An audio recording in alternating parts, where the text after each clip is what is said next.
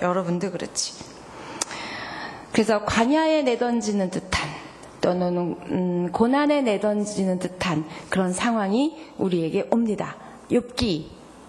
욥에게도 또 오늘 이제 본문 읽을 나오미에게도 온다는 거죠. 그래서 한번 이런 전제 조건을 가지고 우리가 한번 욥기 1장을 성경을 한번 천천히 다 읽고 그다음에 1장에서 말씀하시고 싶은 게 뭔지 요약해서 다 할 수는 없으니까 요약해서 우리 한번 1장을 보겠습니다. 자, 1장 말씀 보여주세요.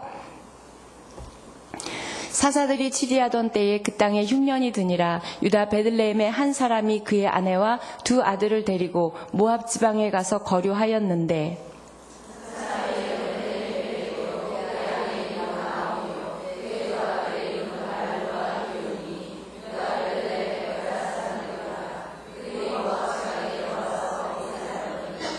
나오미의 남편 엘리멜렉이 죽고 나오미와 그의 두 아들이 남았으며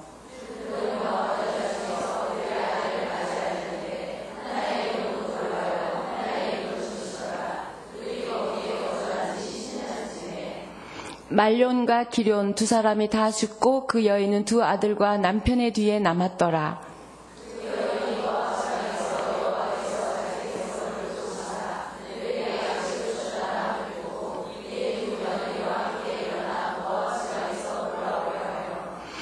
있던 곳에서 나오고 두 며느리도 그와 함께하여 유다 땅으로 돌아오려고 길을 가다가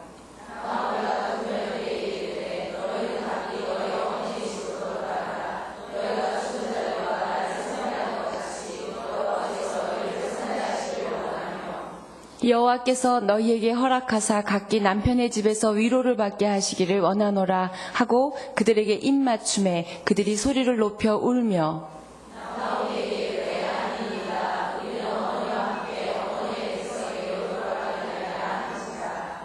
나오미가 이르되 내 딸들아 돌아가라. 너희가 어찌 나와 함께 가려느냐. 내 태중에 너희의 남편 될 아들들이 아직 있느냐.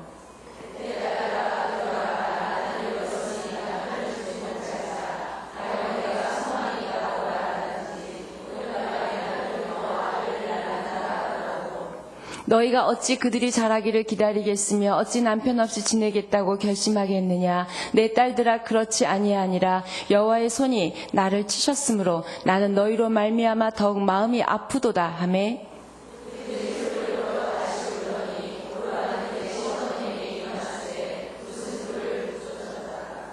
나오미가 또 이르되 보라 내 동서는 그의 백성과 그의 신들에게로 돌아가나니 너도 너의 동서를 따라 돌아가라 하니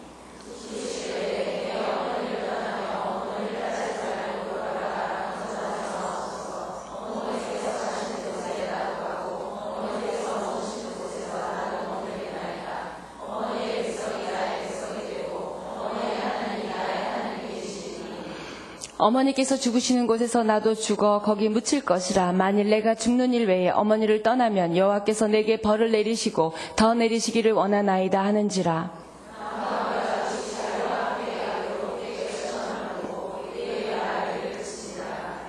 이에 그 두 사람이 베들레헴까지 갔더라. 베들레헴에 이를 때에 온 성읍이 그들로 말미암아 떠들며 이르기를 이가 나오미냐 하는지라.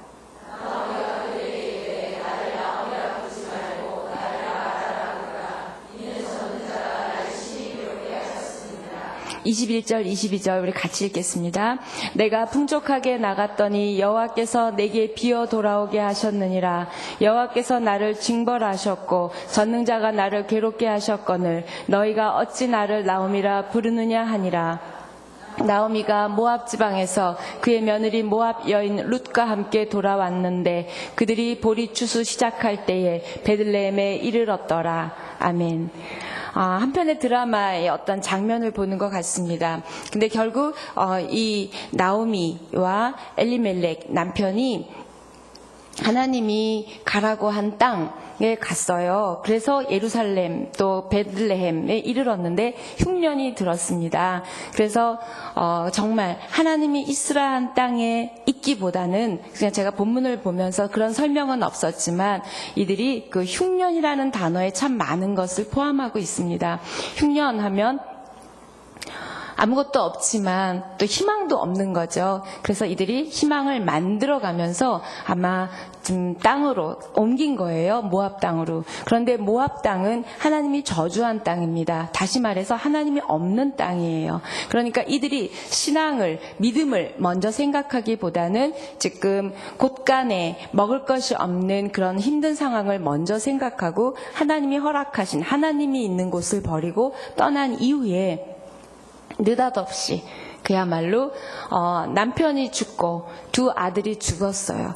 이건 그 슬픔은 우리는 상상할 수 없을 거예요. 아니, 무서운 일입니다. 그런데 이 일을 하나님께서 왜 이 룻기에 적게 하셨나? 그런데 그 앞 성경은 사사기거든요. 근데 이 사사기는 하나님을 굉장히 거역하고 범죄하면, 하나님이 치면, 이 사람들이 회개하면 또 사사를 보내서 회복시키시고, 이런 반복되는 과정 가운데 아주 암울한 성경이 사사기예요. 그런데 이 룻은 그 진흙 속에서 피는 꽃 같은 그런 시대에, 그런 처음 1절이 그거죠. 사사시대에 쓰였다고 설명합니다. 뻔할 뻔짜거든요. 영적인 부패와 영적인 타락과 하나님 없이 사는 하나님의 사람들, 믿음 없이 사는 믿음의 사람들이 우글우글한 그 땅 가운데 흉년이 들었다는 건 지금 굉장히 영적으로 안 좋기 때문에 하나님이 흉년이라는 걸로 치시고 계신 중에 이 가정이 반응한 거예요. 도망간 겁니다, 사실은.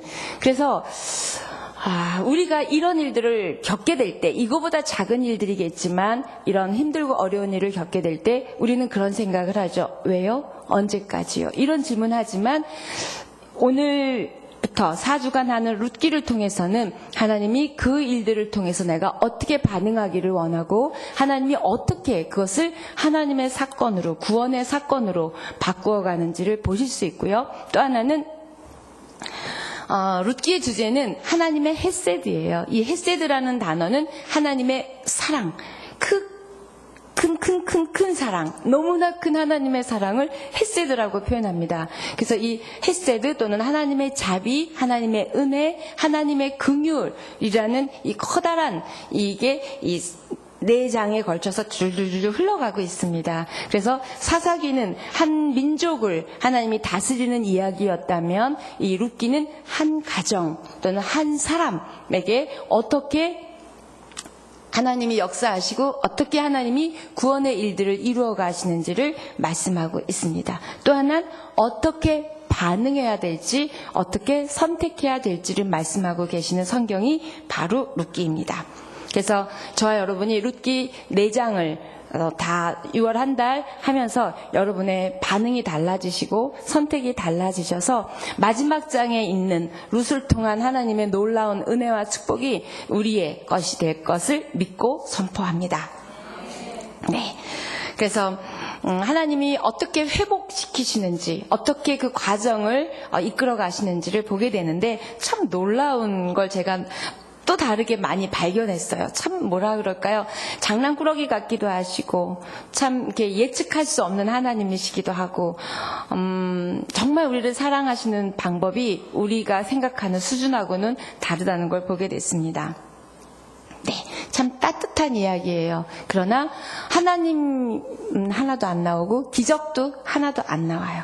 그런데 그 숨겨진 하나님이 순간순간 장마다 절마다 들어있는 그 하나님을 보시고요. 또 더 나아가서는 이 주인공이 나오미도 아니고요. 또 멋있는 남성 보아스도 아니고요. 룻도 아니에요. 주인공은, 룻기의 주인공은 한 번도 단어가 나오지 않는 하나님이 주인공이십니다. 믿으세요?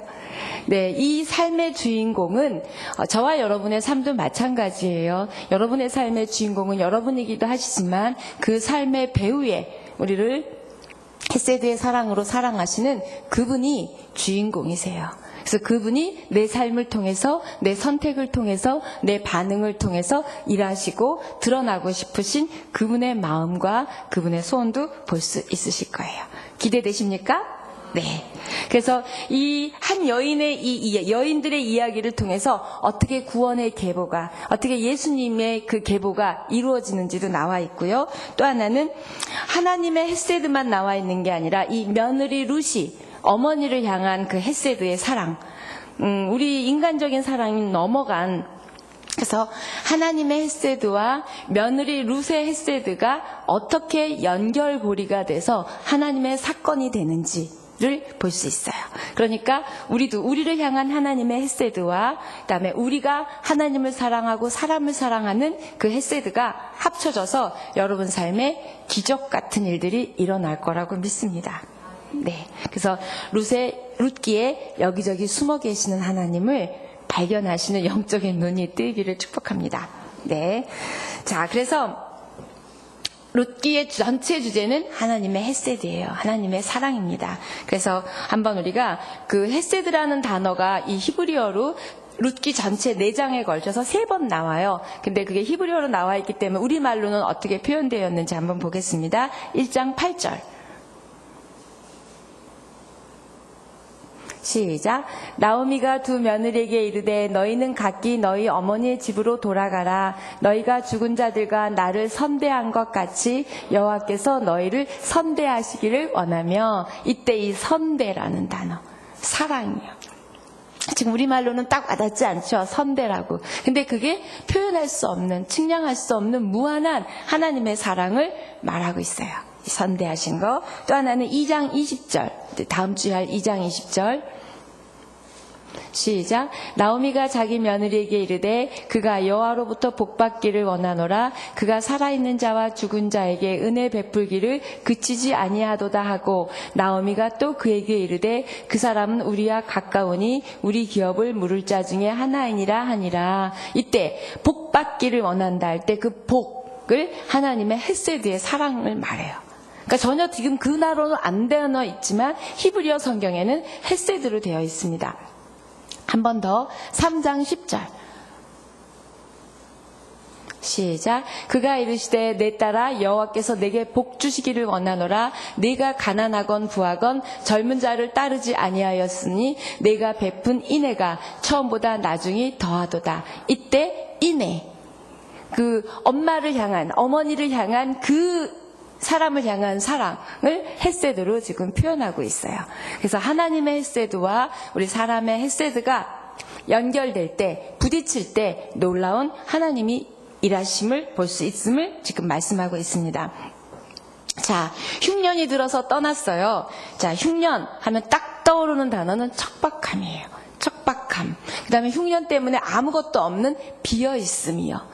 그래서 이 텅 비어 있음이 지금 이들의 삶을 나타내고 있어요. 근데 결국은 무언가 채우려고 이들이 갔거든요. 그랬는데 채우려고 떠날 때보다 더 없어졌어요. 완전히 척박해졌고 완전히 다 없어졌어요. 이 말씀을 딱 보면서 드는 생각은, 우리는 우리가 채우려고 수고하고 노력하지만 우리를 채우시는 분은 하나님이세요. 그래서 아까 우리 차 형제가 그랬죠. 답은 하나님이라고. 맞습니다. 이 흉년을 해결할 수 있는 건 비를 뿌려주는 그 일 차원을 떠난, 근데 저와 여러분의 삶에도 흉년이 있더라고요. 재정의 흉년, 관계의 기근, 그쵸? 건강의 척박함, 이런 모든 흉년을 대표하는, 나타내는 이런 단어들이 우리 삶 가운데 있어요. 그럴 때 그것을 해결해 줄 수 있고 텅 빔을, 비어 있음을 채울 수 있는 분은 하나님이라는 걸 1장 전체에서 말씀하고 계세요. 하나님은 한 번도 그런 말씀 안 하시지만, 야, 없어? 그러면 자, 우리가 뭐 이방 땅이면 어때? 우리가 가서 잘하면 되지? 그리고 쫙 떠났어요. 그랬더니 갖고 있는 것마저 다 잃어버렸어요. 그러면서 또 하나 보는 1장에서의 메시지는, 하나님의 사람들은 하나님이 허락한 하나님의 울타리 안에 있을 때만이 하나님께서 도우시고 일하시고 채우신다는 거예요. 아멘 아니에요? 여러분, 하나님의 울타리 안에 있습니까? 하나님의 울타리 안에 계세요? 정말? 네, 여러분의 선택도, 반응도, 생각도, 마음도 하나님의 울타리 안에 있지 않은 것, 그분이 책임지실 수 없고 그분이 채우실 수 없다는 걸 1장 전체에 하나님은 우리에게 큰 소리로 말씀하고 계세요. 그래서 우리는 흉년을 만나게 될 때, 느닷없이 펼쳐질 때 우리는 좌절합니다. 실망합니다. 하나님을 원망합니다. 또 이런 상황을 만든 사람에게 원망하고 탓하고 불평합니다. 그러면서 내가 믿음 안에 있었는데, 예배 안에 있었는데, 하나님이 원하시는 삶을 살려고 몸부림치고 살고 있었는데 왜 이런 일이 일어날까? 근데 성경을 어디를 봐도 너희들이 내 아들이고 내 딸이기 때문에 너희가 고난이나 광야에서 면제되었다 한 말씀도 없습니다. 그건 삶이에요. 나오미는 그렇게 얘기했잖아요. 여러분 읽으셨듯이 하나님이 나를 그렇게 괴롭혔다고 얘기합니다. 하나님은 우리를 괴롭게 하시는 분이 아니세요. 그럼 왜 그 일이 벌어졌냐고요? 네, 이제 그 얘기를 펴보겠습니다. 창세기부터 계시록 끝까지 모든 믿음의 선조들, 모든 믿음의 조상들은 고난을, 광야를, 이 어려운 시간들을 겪었어요. 이걸 겪지 않은 믿음의 사람은 단 한 명도 없습니다. 예외 없이 저와 여러분도 크건 작건 깜짝깜짝 놀라는 그런 삶의 일들과 흔들려지는, 내 믿음이 흔들려지고 평강이 깨지는 그런 순간들이 계속 있습니다. 그럴 때마다 여러분이 또 마음을 추스리고 하나님 앞에 나오는 이러한 일련의 과정들을 통해서 하나님은 여러분에게 하시고 싶으신 일과 그 다음에 들려드리고 싶은 말씀이 있다는 거예요. 근데 우리는 그거에 관심 없고 그거에 대한 반응이기보다는 이 문제와 상황 때문에 우리는 믿음도 흔들리고 기쁨도 평강도 다 흔들리고 깨집니다. 그래서 제가 이 본문을 이렇게 생각하면서 그래, 우리가 살아갈 때 어떤 일이 일어날지는 우리는 선택할 수는 없어요. 나는 그러면 좋은 일만 선택할 것 같아요. 기쁘고 행복한 일만 선택하고 싶을 거예요. 그런데 우리는 그 상황을, 사건을, 일을, 내 삶의 순간을 선택할 수는 없지만 그래, 반응은 선택할 수 있다. 반응은 선택할 수 있어요. 여러분이 그런 상황은 선택할 수 없지만 그 상황에 대한 내 믿음의 반응은 여러분이 선택할 수 있고 그 생각도 마음도 여러분이 선택할 수 있어요. 그게 얼마나 은혜이고 얼마나 축복인지 그 선택과 반응이 그 지금의 나를 흔드는 이 시간들을 다르게 갈 것이고 다르게 축복의 통로로, 은혜의 통로로, 기적의 통로로, 형통의 통로로, 하나님의 사람의 결과, 열매의 통로로 사용할 걸 하나님은 말씀하고 계십니다. 그런 여러분 되시기를 축복합니다. 여러분이 선택할 수 있고 여러분의 몫이에요. 여러분의 몫이에요. 그래서 그 몫을 여러분이 감당해내는, 그 감당해내는 저력, 또 그것을 선택해내는 저력, 반응해내는 저력이 날마다의 순간순간의 예배와 순간순간의 말씀으로 내 생각을 다스리고 지배받는 그 순간이 쌓여졌을 때만 영적인 근력이 쌓이고 선택의 힘이 있고 반응의 폭이 달라진다는 거예요. 의뢰하는 반응, 이러면 이럴 것이다 라는 반응 가운데는 하나님도 일하시기 어려우실 거예요. 그래서 제가 이 본문을 준비하면서 굉장히 두렵기도 했지만 설레이기도 했어요. 1장 전체를 딱 우리에게 주시면서 하나님은 문고리, 이 한옥집에 보면 문고리 이렇게 있잖아요. 그 문고리를 잡고 계시는 하나님 같으세요. 근데 그 문고리가 하나가 아니라 2개를 잡고 계시는 거예요. 절망의 문고리와 희망의 문고리를 딱 잡고 계세요. 그래서 이 절망을 풀어낼지 희망을 풀어낼지 그분은 잡고 계시는데 그 절망과 희망 사이에서 우리의 몫인 선택과 반응에 따라 희망의 문고리를 탁 열어주실 수 있음을 1장은 말씀하고 계세요. 여러분의 선택과 여러분의 반응이 하나님이 잡고 계시는 희망의 문고리를 탁 여시는 그런 순간의 선택 반응이 되기를 축복합니다. 아멘. 우리는 근데 사람들은 반응을 이렇게 해요. 이겨내는 반응을 하는 사람이 있어요. 또 하나는 포기하는 사람이 있고요. 한 사람은 도피하는 사람이 있어요. 오늘 주인공들은 도피했어요. 이 도피는 뭔가 내 꾀와 생각으로도 했지만 일단 그 상황에서 벗어나는 거죠. 하나님이 이런 땅을 줬을 리가 없어. 우리를 가라고 했는데 이렇게 흉년된 땅을 줄 수는 않으셨을 거야. 하나님에 대한 오해, 도피로 인해서 떠나게 되죠. 도피하게 됩니다. 그래서 여러분은 이겨내는 분이세요? 도피하는 분이세요? 아니면 포기하는 분이세요? 여러분을 한번 보셨으면 좋겠어요. 그렇다면 도피도 아니고 이겨내는 사람으로 가기 위해서는 먼저 이 일들의 영적인 의미는 무엇일까? 그걸 한번 생각할 수 있었으면 좋겠고요. 또 하나는 이 일을 하나님 앞에서 해석할 수 있었으면 좋겠어요. 세상의 관점이나 세상의 일들로 내 감정으로 생각하고 해석하는 것이 아니라 하나님의 앞에서, 하나님 앞에서 하나님의 마음, 하나님의 그 헤세드의 사랑을 신뢰하는 사람의 그 해석이요. 그러면 이겨낼 수 있는 사람이 될 거라고 믿습니다. 여러분이 그렇게 하나님 앞에서 여러분의 삶을 해석하고 바라보는 그런 여러분 되셨으면 좋겠어요. 그런데 이 나오미는 어떻게 해석했어요? 그분이 나를 괴롭혔다. 그분이 나를 괴롭혔다. 그분이 나를 쳤다. 이렇게 우리는 해석을 나오미만 그렇게 하지 않고 우리도 은근슬쩍 내면에 그런 생각이 있어요. 그쵸? 아닌가? 네. 네. 우리 아메리칸 드림 아시죠? 아메리칸 드림 해갖고 사람들이 미국으로 많이 떠났어요. 거기 가면 뭔가 일이 이루어질 것 같고 좋아서. 지금 본문에서는 모압 드림이에요. 모압에 가면 좋은 것이 있을 거고 우리가 이 정도 재산을 갖고 가니까 우리는 살 수 있다 그랬어요. 그래서 이 모압 드림을 꿈꾸고 간 이 가정이 완전히 다 잃어버리게 됩니다. 그러면서 저는 그 생각을 하게 됐어요. 모압. 여러분과 저의 마음이 모압이에요. 하나님도 믿고 말씀도 읽고 예배도 드리지만 끊임없이 세상으로 달려가는 더 좋을 게 있을 것 같은 눈에 보이는 것들, 내 마음의 모압. 또 여러분이 얼마나 모압을 선택하는지, 그 모압은 땅이 아니라 영적인 우리의 해이함 또는 영적인 둔함, 하나님 없는 선택과 하나님 없는 반응이 바로 모압이에요.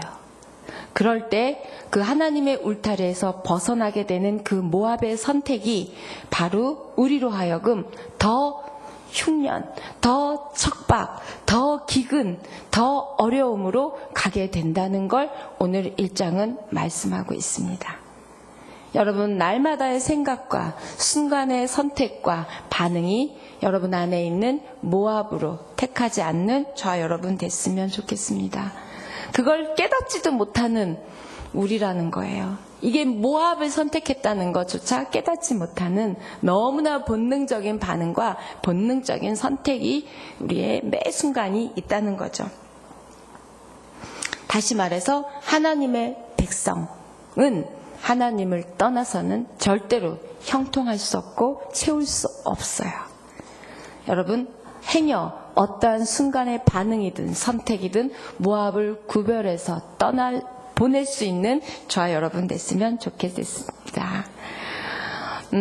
그러면서 제 안에 든 딱 하나 생각이 거룩한 동기가 없는 나의 어떠함들, 거룩한 동기가 없는 경제, 돈 버는 일들, 거룩한 동기가 없는 뭐가 얼마나 그런 삶의 현장이 모압인지 모르겠어요. 그 삶의 자리가 바로 그냥 모압 자체더라고요. 내가 밥하는 거, 섬기는 거, 뭐 하는 거 하여튼 여러분이 24시간을 생각해 보세요. 하나님과 관계된 거룩한 동기가 없는 그 자리 바로 모압입니다.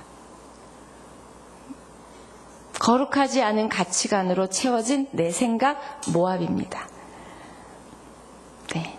그렇지만 우리는 깨닫지 못할 수 있어요.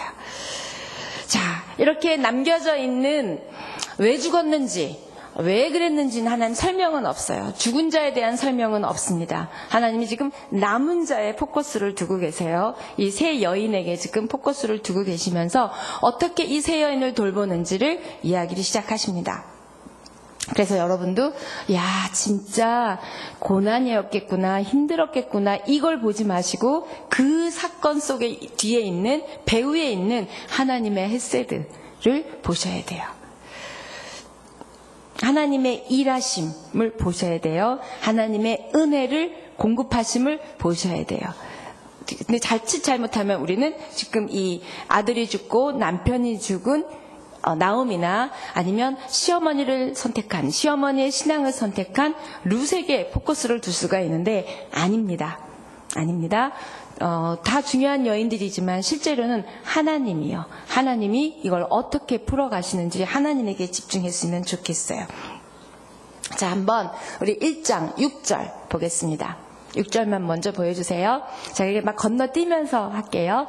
그 여인이 모압 지방에서 저만 읽지 말고요. 시작. 그 여인이 모압 지방에서 여호와께서 자기 백성을 돌보시사 그들에게 양식을 주셨다 함을 듣고 이 두 며느리와 함께 일어나 모압 지방에서 돌아오려 하여. 이 말씀을 가만히 보면 하나님의 말씀을 듣게 됐어요. 그런데 하나님이 어디를 찾아오셨냐면 이 안 된 나오미를 찾아오셔야 되는데 저기 저 땅에 있는 그 흉년이 들었던 땅에 하나님이 찾아오셔서 잘해주셨다는 얘기를 듣게 됩니다. 이걸 봐도 하나님의 울타리를 떠난 여인에게 다가가지 않으셨어요. 지금 결론은 나오미를 돕고 룻을 도와주신 하나님이시지만 우리는 그 결과를 알지만 실제로 과정을 보면 하나님은 나오미에게 모압에 있는 여인에게 찾아가지 않으셨어요. 누구를 잘해주셨냐면 그 땅 안에 하나님의 울타리 안에 있는 사람들을 잘해주셨어요. 하나님의 울타리를 떠난 사람, 하나님의 찾아오심을 알아들을 수도 없고 찾아오시지도 않는다는 거예요. 그렇지만 찾아오시지 않아 아유 하나님 이게 삐지셨구나 이렇게 보시면 안 돼요. 그 뒤에 그 사람들한테 잘해주는 얘기를 듣게 하시는 거예요. 근데 제가 이걸 읽으면서 무슨 생각이 들었냐면 삐져서 밥 안 먹는 애한테 밖에서 고기를 막 구워서 우리가 막 먹는 거예요. 그래서 문을 열어놓고 냄새가 솔솔 들어가게 하는 거예요. 하나님이 지금 그렇게 하고 계세요. 이 베들레헴 땅에서 막 잘 먹고 잘 사는 얘기를 결국 고기 굽는 냄새를 막 이쪽에 모압에 불어 넣어주는 거예요. 빨리빨리 이거 나오미에게 이 냄새 가라 하는 것 같은 그 하나님의 그 간절한 그게 느껴지지 않으세요? 얼마나 나오미에게 찾아가서 야 너 빨리 이리 와봐봐 내가 도와주고 싶어 이러시고 싶지만 하나님이 하나님의 울타리 밖에 있기 때문에 그냥 냄새를 피우시고 여기 잘 되게 해주시는 거예요. 그걸 보고 나오미가 소리를 들었어요. 듣게 됐어요. 굉장히 놀라운 하나님입니다. 장난꾸러기 같으세요? 아니요. 하나님의 하나님 되심을 볼 수 있어요. 자, 이렇게 하나님이 이제 그들에게 흉년을 넘어가고 잘해주는 이야기를 나오미가 듣게 됐어요. 야, 괜히 나왔다. 나 거기 있을걸. 이런 후회가 들었겠죠? 저 같으면 들었을 것 같아요. 아이고. 이러면서 막 남편을 탓했을 거예요. 그 인간이 가자 그래서 왔지. 근데 또 죽었네. 이러면서 내가 왜 그때 남편 말을 들었나. 이랬을 것 같아요. 근데 어떻게 반응했냐면 7절 보겠습니다. 시작. 있던 곳에서 나오고 두 며느리도 그와 함께하여 유다 땅으로 돌아오려고 길을 가다가 자, 이 말이요. 있던 곳에서 나오고요. 저는 그 말이 너무 크게 보였어요. 있던 곳에서 나온다는 하나님의 울타리를 떠나 있던 곳에서 이제는 나와서 하나님의 울타리로 옮겨가는 이 마음의 움직임과 반응과 선택이 나오미에게 있었어요. 그러면서 저에게 하나님이 질문하시는 거예요. 너가 있던 곳에서 나와야 될 부분과 너가 있던 곳에서 나와야 되는 영역들, 생각들, 선택들이 뭐냐고. 너무 많죠. 너무 많습니다. 자, 이 나오미가 들었어요. 근데 이 일들이 일어나기 위해서 세 가지 동사가 7절에 나오는데요. 들었어요. 일어났어요. 그 다음에 세 번째는 돌아갔어요. 자, 들었어요. 일어났어요. 돌아갔어요. 저와 여러분은 들어서, 믿음은 들음에선 안 되죠. 우리는 그 복음을 들어서 반응했고 선택해서 구원의 자리에 이르렀고 하나님의 자녀의 자리에 지금 있습니다. 들었어요. 저와 여러분은 말씀을 통해서 날마다 들으세요. 그런데 여러분은 과연 어떻게 반응하세요? 들었으면 있던 자리, 하나님의 울타리를 떠난 그 자리에서 이제 일어나고 돌아가야 되는 거예요. 그래야 하나님의 일이 일어나지. 이렇게 말씀하셨구나 까지만 알고 일어나지 않으면 이때 일어난다라는 것은 행동을 시작했다는 거예요. 진짜 이렇게 앉아있다가 일어났다는 의미가 아니라 행동을 시작했다는 의미거든요. 들었습니까? 하나님이 어떤 분이신지 아셨습니까? 그러면 움직이라는 거예요. 행동하라는 거예요.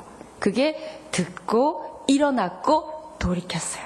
돌이킨다는 건 끊고 버리고 하나님이 원하는 곳으로 갔고 행동했고 선택했고 반응했다는 거예요. 이 나오미의 듣고 일어났고 돌이킨 이 일이 하나님의 놀라운 일들이 일어나는 시작, 터닝 포인트예요. 터닝 포인트의 시작은 들으셔야 돼요. 두 번째, 일어나셔야 되고요. 세 번째, 돌이키셔야 됩니다. 그런 저와 여러분 되기를 축복합니다. 네, 힘든 자리에만 머물러 있지 말고 어려운 자리, 좌절의 자리, 고난의 자리라고 생각하는 그 자리에서 이제 내가 그럼 어떻게 하는 것이 일어나는 것일까? 어떻게 하는 것이 내가 일어나는 반응일까? 마음을 일으키고 기도를 일으키고 희망을 일으키는 이런 일부터 시작이 되는 거죠. 여러분의 삶의 자리에서 용기 있게 희망차게 하나님 때문에 일어나는 저와 여러분 되기를 축복합니다. 그래서 돌이키는 거예요. 어디로? 그 첫사랑의 자리로 돌이키는 거예요. 하나님의 울타리로 다시 돌이키는 거예요. 이 돌아가다는 단어가 1장에서만 12번이 나와요. 하나님은 계속 여기서부터 하나님이 너무 보이는 거 아니에요? 돌아오기를 그렇게 기다리시는 하나님이신 거예요. 네가 나를 그렇게 사랑했던 그때로 돌아오고, 네가 나를 향해서 믿음이 절정일 때 그때로 돌아오고, 돌아오기를 기다리시는 하나님. 그 1장 22절에 12번이나 돌아오다 이야기해요. 아마 우리가 듣기도 하고 그 다음에 일어나기도 하나 봐요. 그런데 돌아가지를 않나 봐요. 하나님은 끊임없이 그 자리로 돌아오라고 얘기하세요.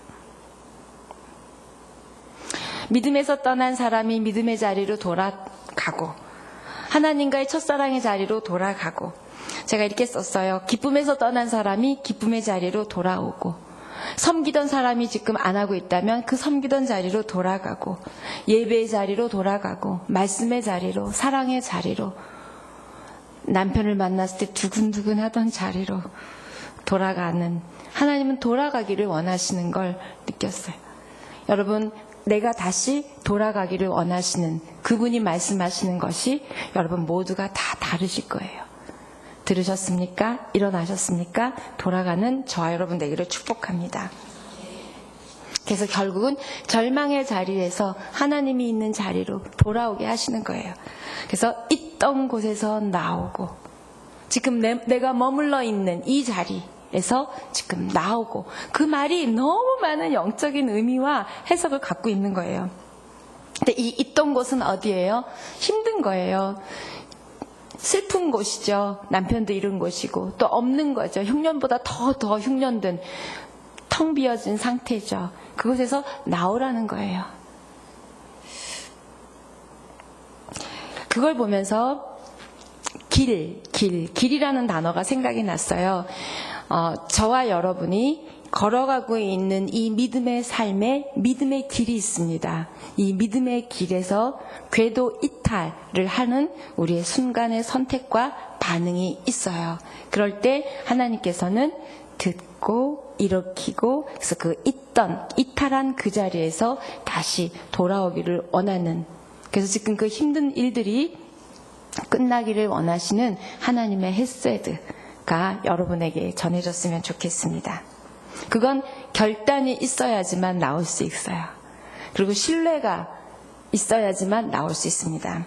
그래서 그래서 정말 이제 나오려고 해서 보니까 남편 잃어버린 두 며느리가 있는 거예요. 그러니까 너 돌아가라 그랬어요. 근데 여기서 돌아가라는 이야기도 보면 참 어머니의 사랑이에요. 그러니까 얘네들이 모압 여인들이잖아요. 모압 댁들인데 너네들은 여기 있어라. 나 따라서 가면 너네는 이방 여인이 되니까 여기서 살아라. 또 다른 사람 만나서 시집도 가라. 이런 얘기가 포함된 거죠. 그때 내가 너네들에게 줄 아들이 있니? 이 얘기는 뭐냐면 이때 이스라엘에는 아기가 없이 남편이 죽으면 남편의 형제하고 결혼할 수 있는 법이 있었어요. 그걸 계대 결혼이라고 그래요. 계대 결혼. 우리 신명기 25장 5절 6절에서 벌써 신명기 때 말씀해 주신 법칙입니다. 이게 무슨 회개망측한 이야기야가 아니라 한번 볼까요? 시작. 형제들이 함께 사는데 그중 하나가 죽고 아들이 없거든 그 죽은 자의 아내는 나가서 타인에게 시집가지 말 것이요 그의 남편의 형제가 그에게로 들어가서 그를 맞이하여 아내로 삼아 그의 남편의 형제된 의무를 그에게 다행할 것이요 그 여인이 낳은 첫 아들이 그 죽은 형제의 이름을 잊게 하여 그 이름이 이스라엘 중에서 끊어지지 않게 할 것이니라. 이렇게 신명기에서 말씀해 주셨어요. 그래서 이 나오미는 며느리들에게 내가 너에게 또 남편으로 줄 아들이 없다. 지금 내가 걔네들을 배고 있지도 않다. 아니 내가 남편이 있어서 만약에 가질 수 있다 해도 그건 안 된다. 돌아가라 그랬어요. 그랬더니 며느리 한 명은 돌아갔어요. 그런데 룻은 안 갔어요. 근데 그 룻이 안 간 사건 여러분 다 아시지만 그걸 하나님은 성경은 어떻게 해석하냐면 그들의 신에게 돌아가지 않았대요. 우리는 그들의 땅으로 돌아가지 않은 것 같죠? 그렇죠? 그런데 하나님께서는 어떻게 판단하시고 어떻게 바라보시냐면 그들의 신에게 돌아가지 않았대요. 결국 하나님을 선택했다고 여기시는 거예요. 그러니까 우리가 무언가를 선택할 때 하나님은 제가 이걸 선택했다고 보시는 게 아니라 하나님을 안 선택했다고 보신다는 거죠. 뒤집으면 그 말이에요. 하나님이 없는 선택과 하나님이 없는 반응을 하나님께서는 그들의 신에게 갔다는 거예요. 돈의 신, 뭐의 신으로 갔다고 하나님은 보는 거예요. 그래서 그 떠난 여인이 나빴다, 잘했다 이런 평가를 내리시는 게 아니라 그냥 딱 간단하게 그들의 신에게 갔다. 그러니까 하나님을 선택하지 않았다. 하나님 없는 반응을 했다라고 성경은 그렇게 해석합니다. 그걸 보면서 저와 여러분이 매 순간의 선택과 반응이 하나님은 하나님을 선택했구나 아니면 하나님 아닌 것을 선택했구나로 보신다는 거예요. 숨어 계신 하나님이에요. 여기서도 우리는 하나님의 마음을 볼 수 있어요. 아니 당연히 모압 여인이 그러면 이제 쟤네 돌아가는 맞습니다. 그런데 성경은 하나님을 선택한 이 며느리 너무 잘했다 이런 말 하나도 없어요. 그냥 그들의 신을 선택했다고 얘기합니다.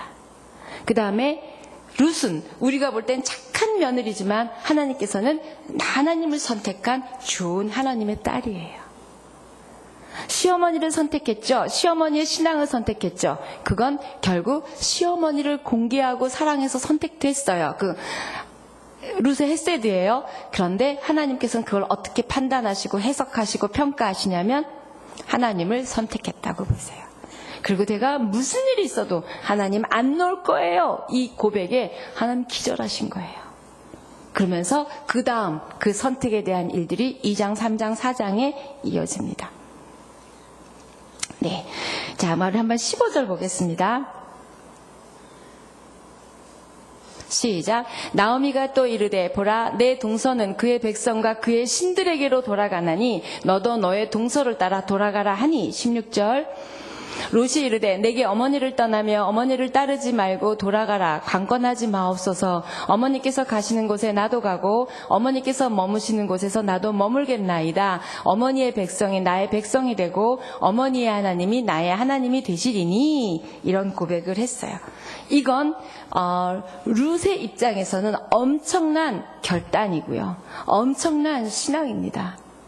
그리고 이 신앙을 보여준, 이 결단을 일으켜낸 나오미는 대단한 어머니예요.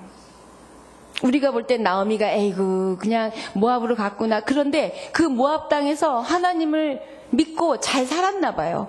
그러니까 어머니가 믿는 하나님, 내가 그 하나님 믿겠습니다. 근데 요즘의 태세는 어머니가 믿는 하나님, 어머니가 다니는 교회, no.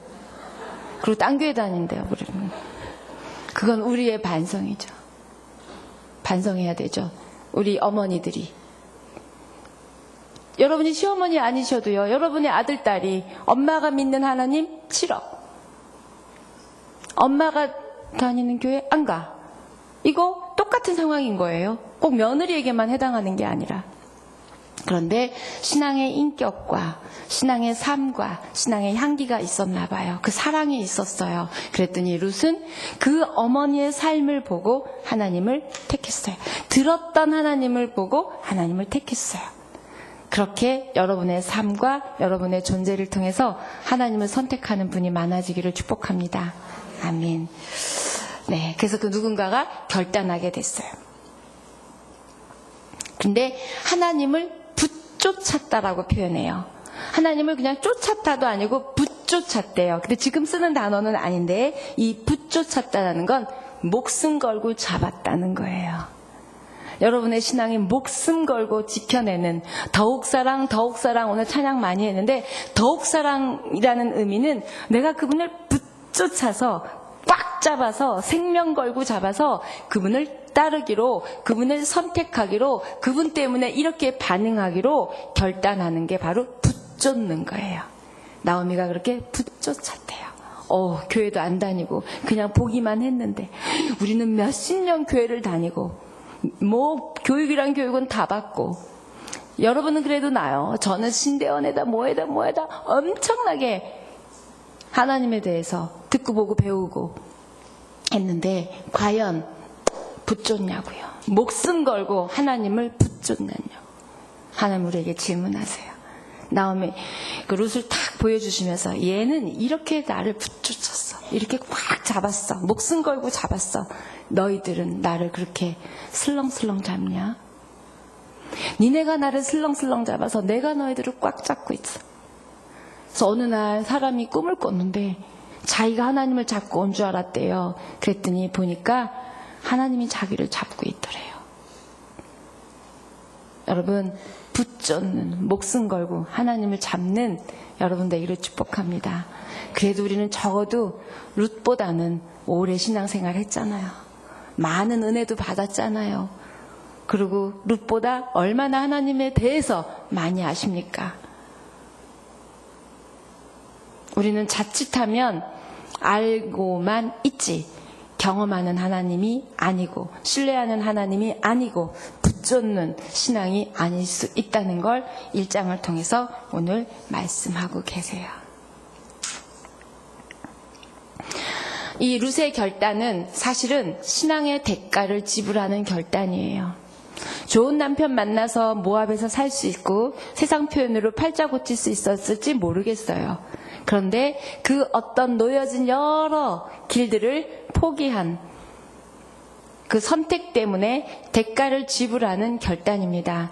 여러분은 예배를 선택하기 때문에 대가를 지불하고 신앙을 선택하기 때문에 대가를 지불하고 하나님의 사람으로 살아야 되기 때문에 대가를 지불하고 있냐고 하나님이 질문하시는 거예요. 너는 무슨 대가를 지불하고 지금 이 자리에 나를 잡고 있고 나에게 기도하고 있냐고. 룻의 이 대가 지불은 무섭리만큼 어떻게 보면 내가 앞으로 어떻게 살아가지? 이 두 과부가 어떻게 살지? 그런 순간이에요. 그럼에도 불구하고 그 대가를 지불하겠다고 한 겁니다. 여러분의 신앙과 여러분의 믿음이 대가를 지불하는 신앙과 믿음 되기를 축복합니다. 저는 그러면서 우리 전도팀을 생각했고요. 또 여러 섬기는 분들을 생각했어요. 꼭 그렇게 그 자리에서 그렇게까지 하지 않아도 되세요. 그런데 뭘 그렇게까지. 네, 그게 바로 대가를 지불하는 신앙이세요. 우리 권사님들 힘드신데 그 밤 10시, 11시에 그렇게 장례난 데마다 찾아다니세요. 그거 안 다니셔도 누가 하나님이 뭐라 그러세요? 누가 뭐라 그러세요? 대가를 지불하는 내 신앙과 선택과 삶이에요. 대가 지불하는 거 하나도 없고 나 손해보는 거 하나도 없고 내 시간이든 재정이든 무엇이든 내 거 딱 딱 지키고 신앙하고 있다면, 믿음하고 있다면 여러분 회개하셔야 돼요. 신앙은 대가 지불이에요. 예수님은 그 대가 지불을 목숨으로, 생명으로 하셨어요. 그래서 그 대가 지불 때문에 우리는 구원을 받았습니다. 여러분의 믿음이, 여러분의 순간의 선택과 반응이 대가를 지불하는 것을 선택하는 저와 여러분 되기를 축복합니다. 그래서 이 대가 지불이 얼마나 놀라운 결과가 됐냐면, 다윗, 그 유명한 훌륭한 이스라엘에서 유대인에게 가장 훌륭한 왕 다윗의 할머니가 됐어요. 이 모압 여인이 세상에, 이 모압 족속은요, 옛날에 하나님이 그 땅 사람들은 하나님의 사람으로 안 들겠다고 저주한 사람들이 모압 사람이에요. 왜 그런지 아세요? 민수기 읽으면 발람에게 동물에게 막 말 시키고 저주하게 하고 하는 그 사건 아시죠? 그게 바로 모압 족속이에요. 이스라엘 백성을 저주한 사람들이어서 하나님이 그때 모압, 너희들은 하나님의 총회에 들어갈 수 없어, 하나님의 자녀의 이 울타리에 들어올 수 없어라고 저주한 민족이 모압 족속이에요. 그런데 그 여인의 족속 중에 그 여인이 대가를 지불하는 선택과 반응으로 인하여 그 최고의 왕 다윗의 할머니가 됐다는 거예요. 그리고 예수님이 오시게 되는 족보를 마련하는 여인이 됐다는 거예요. 이 작은 선택과 작은 반응이 놀라운 일들을 이루어놨어요.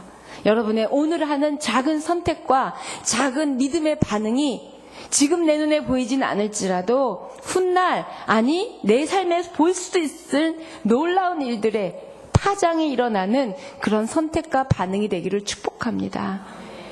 나비 효과라는 단어 아시죠? 나비가 한번 몸짓을 딱 하면요, 이게 지구 저쪽에 가면 폭풍이 된대요. 제가 이걸 읽으면서 그 생각이 들었어요.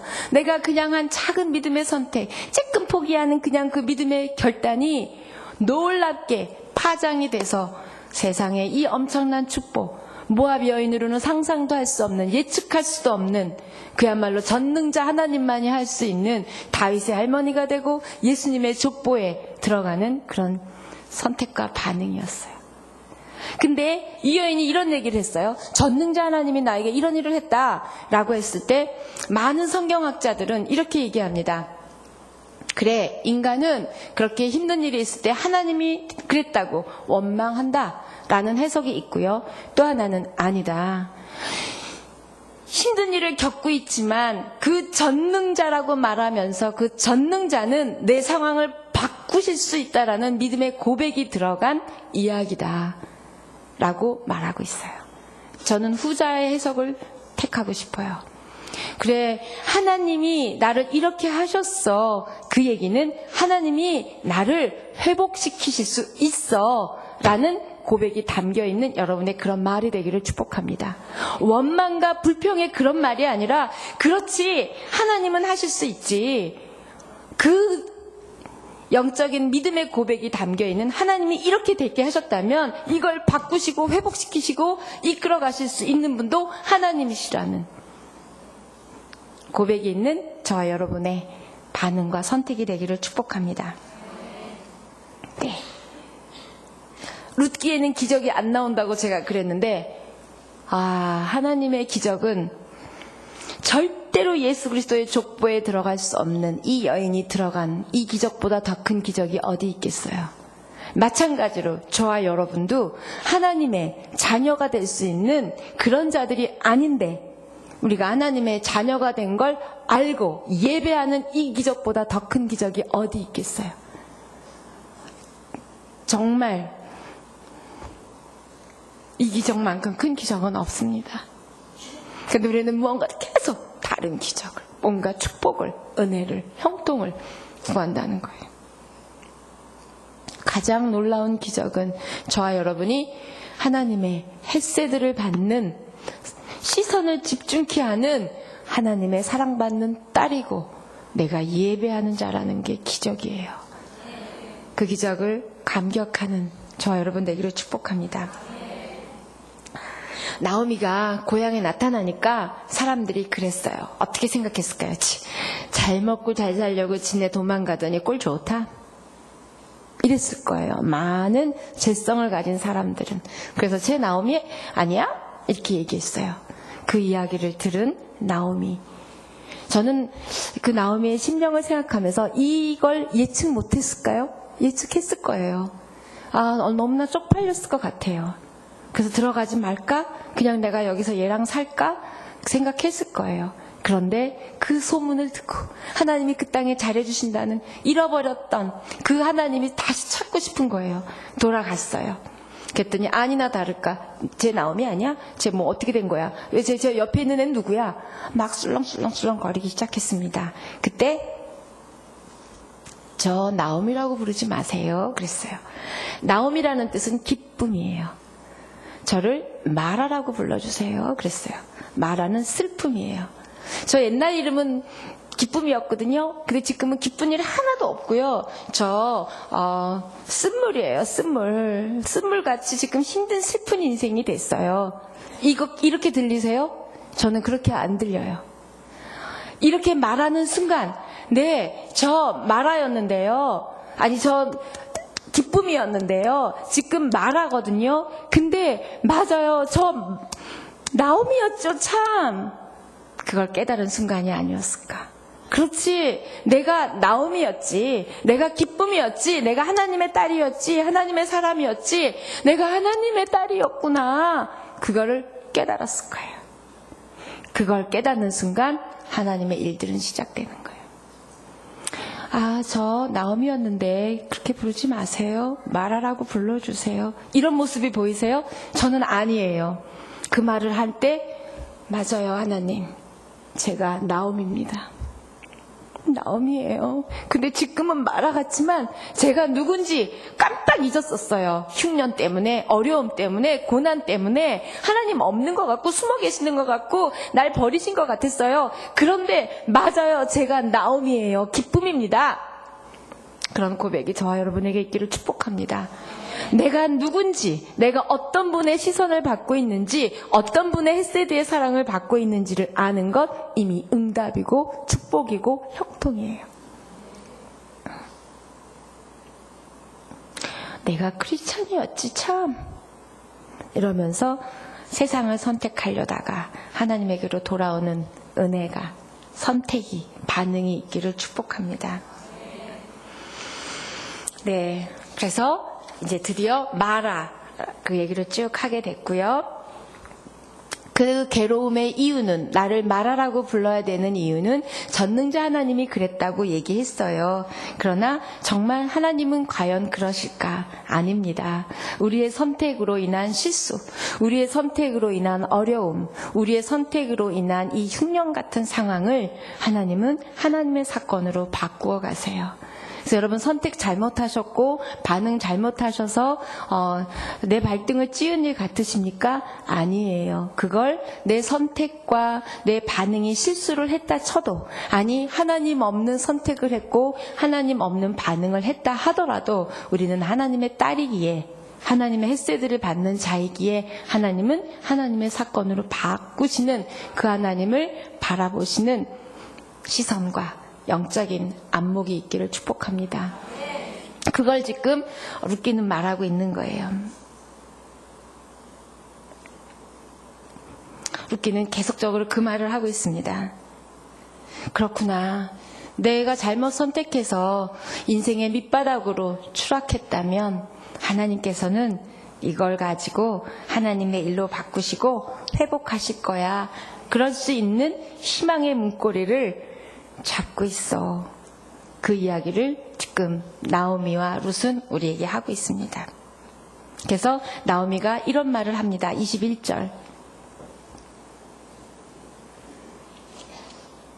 시작. 내가 풍족하게 나갔더니 여호와께서 내게 비어 돌아오게 하셨느니라. 여호와께서 나를 징벌하셨고 전능자가 나를 괴롭게 하셨거늘 너희가 어찌 나를 나오미라 부르느냐 하니라. 자, 이거 아까 제가 말씀드린 거예요. 이렇게 고백하면서 22절 이렇게 또 말합니다. 마지막 절 시작. 나오미가 모압 지방에서 그의 며느리 모압 여인 룻과 함께 돌아왔는데 그들이 보리 추수 시작할 때에 베들레헴에 이르렀더라. 이 말이 없었다면 너무나 이렇게 슬픈 이야기 같아요. 그런데 이 22절은 막 반짝반짝한 거예요. 왜냐하면 보리 추수할 때 돌아왔대요. 결국 뭐냐면 먹을 것이 흩어져 있을 때 돌아오게 해서 주워 먹을 수 있게 하신 거예요. 하나님은 이렇게 섬세하게 배려하는 하나님의 타이밍에 하나님께서 가장 좋을 때에 이들을 데려다 놓으신 거예요. 그냥 자기네들이 마음 먹고 온 것 같지만 아무 추수할 것 없어서 주워 먹을 거 없다면 그들 둘이 와서 거지어 됐을 거예요. 그런데 추수할 때라서 막 논밭에 떨어져 있는 거 다 여기 지금 암시를 하고 있는 거죠. 단편 드라마 2장이 이제 어떻게 될 거구나가 보이는 거죠.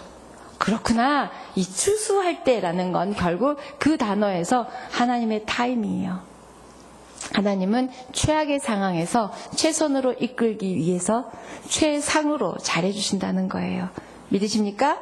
네. 그래서 그걸 바라보면서 나오미가 하나님 앞에서 자신의 삶을 다시 해석하고 다르게 반응하는 또 룻도 그렇게 이끌어 가신다는 거죠. 그래서 저와 여러분도 힘들고 어려운 상황, 내 선택 때문에 내 반응 때문에 일어난 일들 있다 하더라도 그렇게 바꾸실 하나님을 신뢰하십니까? 네. 하나님께서 만약에 정말 나오미의 고백처럼 치셨다면 싸매시는 하나님 아세요? 치시지도 않으셨지만 여러분 선택과 반응 때문이지만 또 혹시 하나님이 치실 수도 있죠. 더 좋은 정금같이 나오게 하기 위해서 우리를 잠깐 흔들 수도 있지만 하나님은 그것보다 훨씬 더 크게 주신다고 이사야 30장 26절은 이렇게 말씀하고 계십니다. 시작. 여호와께서 자기 백성의 상처를 싸매시며 그들의 맞은 자리를 고치시는 날에는 달빛은 햇빛 같겠고 햇빛은 7배가 되어 7날의 빛과 같으리라. 아멘. 욥이 굉장히 더 많이 2배로 그랬습니까? 이사야 말씀은 7배라 그러네요. 갑절이나 아니요 7배나 더 좋게 하시기 위해서 잠깐 더 나를 하나님을 믿는, 하나님을 신뢰하는, 하나님을 바라보는, 또 하나님 앞에서 해석하는 그런 자, 또 하나님이 있는 선택, 하나님이 있는 반응하게 하시기 위해서 잠깐 흔들 수 있지만 하나님께서는 7배나 다르게 싸매시고 회복시키신대요. 그런 은혜와 축복이 저와 여러분에게 있기를 축복합니다. 시간을 주관하시는 하나님, 때를 주관하시는 하나님께서 가장 은혜의 때에, 가장 은혜의 장소로 여러분의 삶을 인도해 가실 거예요. 너무 신나죠. 결국 절망의 문고리도 잡고 계시지만 희망의 문고리도 잡고 있는데 이 2개를 내가 희망의 문고리를 여시게 하시는 건 여러분의 선택의 몫이고 여러분의 반응의 몫입니다. 그래서 여러분이 믿음으로 선택하고 믿음으로 반응해서 정말 그 추수할 때에 오게 하신 인도하시는 그 하나님의 인도하심과 은혜와 축복이 룻에게 나오미에게 임했던 그 은혜가 저와 여러분의 삶에 있기를 축복합니다. 아멘. 기도하겠습니다. 잠깐 눈을 감고 생각하고 싶은데요.